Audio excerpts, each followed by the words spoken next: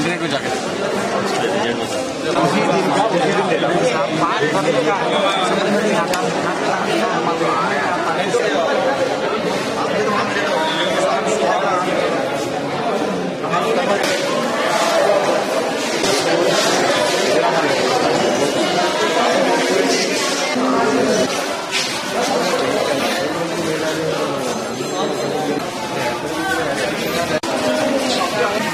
Hello अभी हाल के अंदर जो आधार कार्ड सेंटर पड़ा है, मुसलसल कोई ना कोई बात से यहाँ पर रुकावट हो रही है।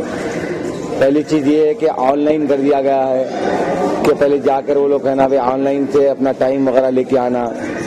उसके बाद यहाँ पर आने के बाद जो 7 साल के 7 ईयर्स के बच्चों का नहीं, वो लोग को फॉर्म्स नहीं देना, उनका आधार कार्ड नहीं बनाना।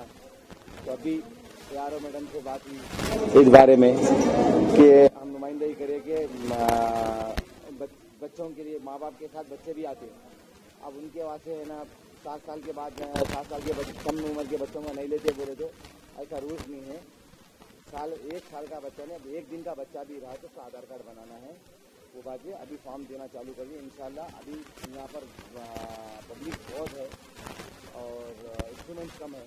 हम हमारे एमएलए साहब से नुमाइंदगी करेंगे कि यहाँ पर मतलब इंस्ट्रूमेंट्स वगैरह का इजाफा किया जाए।